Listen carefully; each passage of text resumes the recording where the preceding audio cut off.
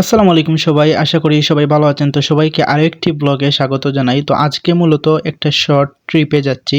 আশা করি আপনারা এনজয় করবেন। So everybody I am here. আসলে খাজানশি পার হয়ে চলে আসছি। আর যাওয়ার উদ্দেশ্য হচ্ছে সম্ভবত না, অবশ্যম্ভাবী আজকে আমরা পৌঁছে যাব জগন্নাথপুরে। তো রুট ম্যাপটা এরকম হবে: খাজানশি থেকে রামপাশা, তারপরে বৈরাগী বাজার, এরপরে সিংহেরকাছ বাজার পাড়ি দিয়ে আমরা গ্রামীণ পরিবেশ দেখতে দেখতে পৌঁছে যাব রসুলগঞ্জ বাজারে। তারপরে বাকি রইবে পাটলি, তারপরে গুড়ারগাঁও এবং পরিশেষে আমরা জগন্নাথপুরে পৌঁছে যাব। না, আমার বাড়ি লিগে শুক্লামপুর সিন্ডানি। শুক্লামপুর তো দক্ষিণ সুরমা, খামাল বাজারের খান্দাত। ও ও খামাল বাজার। তো বেড়াতে বের হলে আসলে অনেক মানুষের সাথে পরিচয় হয়, সেই সুবাদে এই ব্যক্তির সাথে পরিচয়, যিনি আসলে পার্সোনালি কনস্ট্রাকশন কাজের সাথে জড়িত। যাই হোক, আজকে তো গরমও বেশি। তো গল্প করতে করতে আসলে কিছু সময় পার করলাম। পাশাপাশি তিনি এই এলাকায় থাকার কারণে ওনার কাছ থেকে পুরনো অনেক কিছু জানলাম আর কি। পরিশেষে ওনাকে আমি রামপাশা ড্রপ করে আমার মতো চললাম।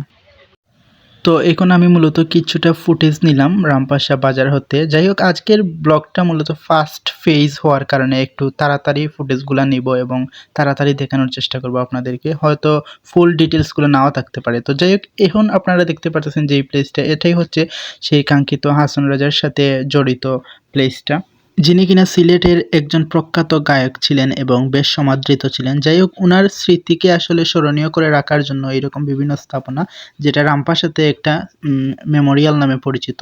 পাশাপাশি হচ্ছে জিন্দাবাজারেও আর একটা স্থাপনা আছে। তো এখানে আমি যেটা লক্ষ্য করলাম, আসলে অবহেলায় জর্জরিত এই প্লেসটা কোনোভাবে সংরক্ষিত করা না, যার কারণে ইভেন খোলা ময়দানের মতো প্লেসটা রাস্তার পাশে পড়ে আছে, যেন আহ, জর্জরিত অবস্থায় ফেলে রাখা একটা স্তম্ভ। অথচ এটাকে আসলে একটা গার্ডওয়াল দিয়ে বা বিভিন্নভাবে সরকারি অর্থায়নেও হতে পারে সংরক্ষিত করে রাখা যায়। তো আমি এখন চলে আসছি মূলত বৈরাগী বাজারে। বৈরাগী বাজার থেকে চলে যাব সিংহেরকাছ বাজারে। তো এটা হচ্ছে বৈরাগী বাজারের কেন্দ্রস্থল থেকে একটা ফুটেজ, যেটা আপনারা এখন দেখতে পারতেছেন। তেমন একটা ব্যস্ত বাজার না এটা, মূলত গ্রাম্য একটা বাজার। তো যখন আমি এই জায়গায় থামছিলাম, তখন মূলত বাজারের পিক আওয়ার দেখতে পারতেছেন, একটু হলেও কেনাকাটা এই জায়গায় চলতেছে।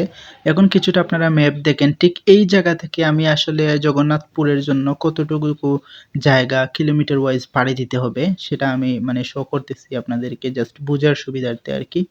যদিও হয়তো অনেকে জানতে পারেন এই রুট সম্পর্কে আগে থেকেই।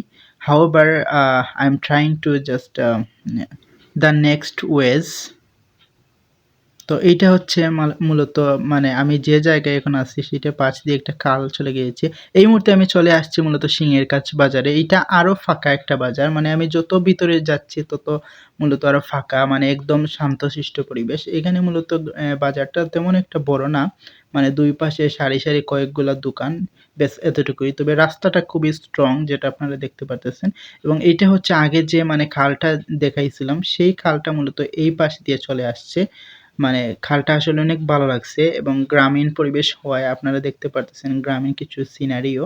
এবং পাশাপাশি আমি সিংহেরকাছ বাজারের সামনে এসে একটা ব্রিজ দেখতে পেলাম, যেখানে মূলত ব্রিজের উপরে স্ট্যান্ড, অর্থাৎ এই জায়গা থেকে মূলত মানুষজন কামাল বাজার বা বিশ্বনাথ বলেন এই পাশ দিয়ে আসে। তো যাই হোক, এখানে কিছুটা আমি পজ নিলাম এবং একটু অবলোকন করলাম গ্রাম্য পরিবেশগুলা। খুবই শান্তশিষ্ট এবং natural wise and beautiful as well. So everybody, আমি যাওয়ার পথে আসলে বর্তমানে এই লোকেশনটা হচ্ছে লামা টুকের বাজার, অর্থাৎ একাধিক টুকের বাজার আমাদের সিলেটে আছে। তো যাই হোক, প্লেসটা আসলে অসাধারণ। আশেপাশে গ্রাম্য এলাকা এবং নদীমাতৃক দেশের একটা প্রতিফলন আমরা দেখতে পাচ্ছি ভিডিওতে।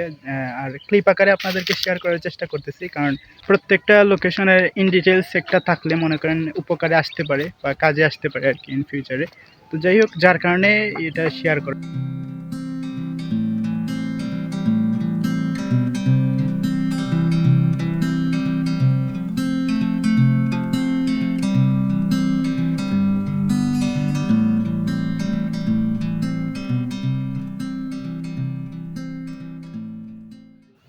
তো আমি মূলত এখন যে প্লেসটাতে আছি সেটা হচ্ছে রসুলগঞ্জ বাজার, অর্থাৎ পূর্বে আমি বলেছিলাম যে কয়েকটা ওয়ে পয়েন্ট সেগুলোর মধ্যে আমি প্রায় মানে 4টা পাড়ি দিয়ে আমি রসুলগঞ্জ বাজারে পৌঁছে গেছি। এরপরে মূলত থাকবে পাটলি এবং গুড়ারগাঁও। তো যাই হোক, এখানে আসার পরে আরও পরন্ত বিকেল হয়ে গেছে, দেখতে পারতেছেন এখানে মানে কেনাকাটার ধুমটা আরেকটু বেশি।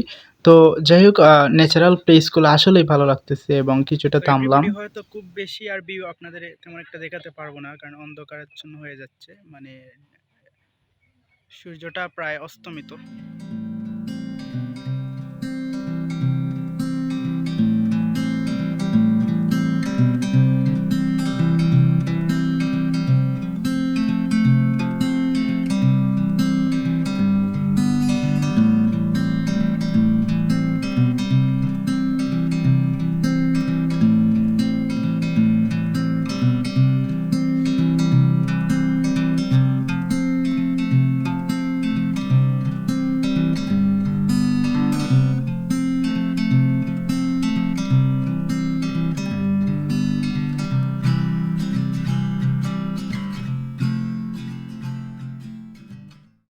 তো এভরিবডি, অবশেষে আশার আলো কিছুটা হলেও দেখতে পেলাম, অর্থাৎ জগন্নাথপুরের আশেপাশে চলে আসছি, সেটা প্রমাণিত হয় উপজেলা দিয়ে। এই মুহূর্তে আমি যে প্লেসটা আপনাদের দেখাচ্ছি সেটা হচ্ছে জগন্নাথপুর উপজেলা পরিষদ।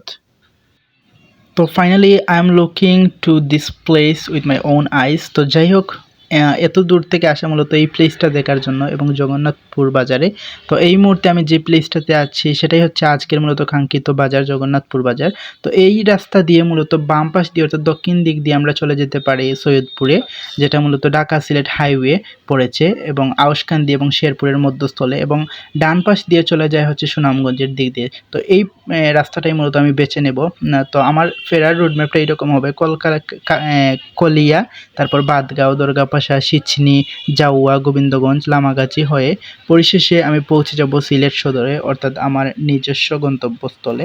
উল্লেখ্য যে আজকে যে সময় আমি ভিডিও রেকর্ড করতেছি সেটা হচ্ছে 24 এপ্রিল 2026। তো এটা বলে রাখা ভালো।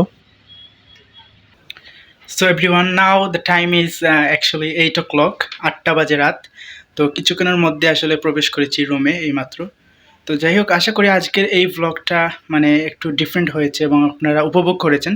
তো এরকম আরও ব্লগ ভিডিও পেতে অবশ্যই আমার চ্যানেলটি সাবস্ক্রাইব করে পাশে থাকবেন। আর যাই হোক, ক্লান্ত লাগতেছে, আপনারা হয়তো গলার ভোকাল শুনেই বুঝতে পারতেছেন, কথা বলতে একটু কষ্ট হচ্ছে।